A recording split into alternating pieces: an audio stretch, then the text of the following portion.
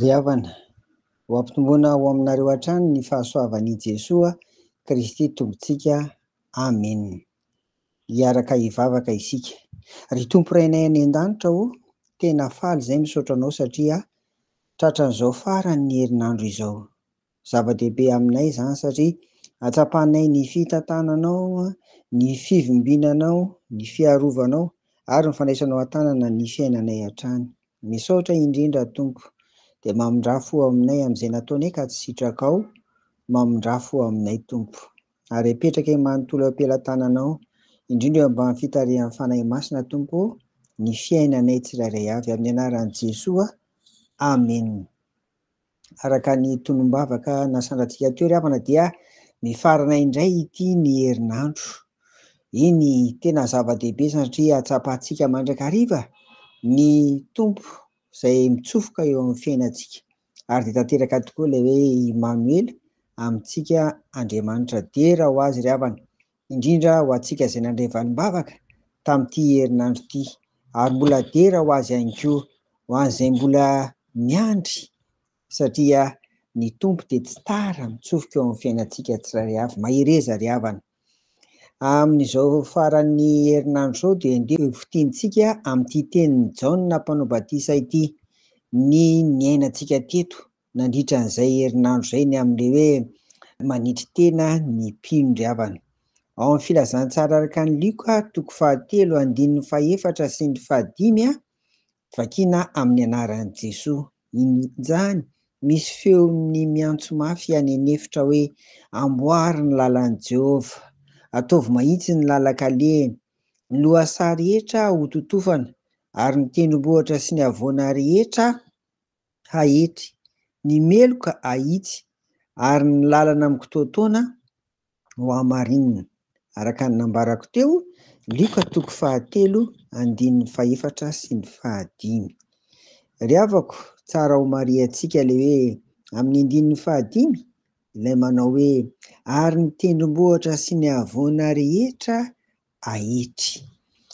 Inona ary no hofitinina indrindra hambaran'izany ry havana?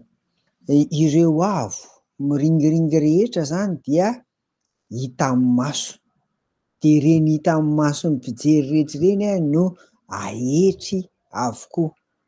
Izao izany ao anatin'ilay manitry tena ny mpino, tsy inona akory fa ireo rehetra mihevin-tena fa ambony amin'ny lafiny rehetra dia tsy maintsy hahetry, voatafiditra ao amin'ny fanjakan'ny lanitra. Izany hoe fepetra iray azahoana anjara ao amin'ny fanjakan'ny lanitra ny fanitretena. Hitantsika ilay hoe ny tendrombohitra sy ny havoana rehetra hahetry teo izany dia sary ny fanitretena izany. Averina ny fepetra iray azahoana anjara ao amin'ny fanjakan'ny lanitra dia ny fanitretena. Noho izany ry havana dia aoka tsy ho ataontsika ambanin-javatra izany. Aoka tena mba ao anatin'izao iray volan'ny fanitretena izao dia hivavaka andro manalina tsika tena mba hanana an'izany. Fa raha ohatra ny tsy haika tsy manana anjara ao amin'ny fanjakan'ny lanitra dia very maina ny fivavahantsika e, very maina ny fotoana nanompoantsika ny tompo e, very maina ireny adidy samihafa rakitra fotoana inona, very maina ireny izany. Koa mba azahoantsika averina ny manana anjara ao amin'ny fanjakan'ny lanitra ary dia tafio ry havana ary hiaino.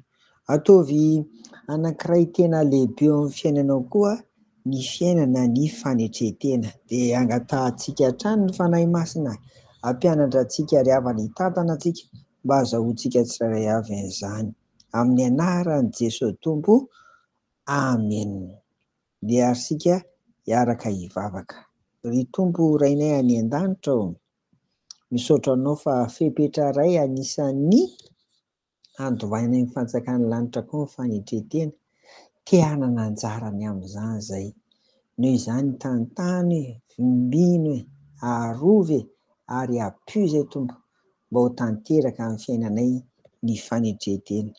Amin'ny anaran'i Jesoa. Amen. Ry havana, Rapitso dia toy ny mahazatra miaraka amin'ny vavakantsika manomboka amin'ny sivy. Ary ny mampiavaka amin'ny fotoana rapitso dia nisy ny asa sy fampirirana noho izany samy mivavaka.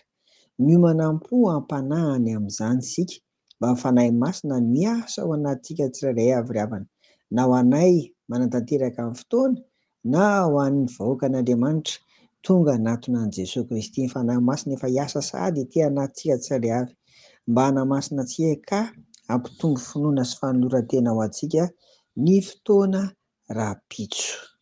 Ho azy irery ny voninahitra dia engany ry havana ny fiadanan'i Jesosy Kristy ho aminao sy ho amin'ny fiainanao iray manontolo hatramin'izao ka ho mandrakizay. Amen.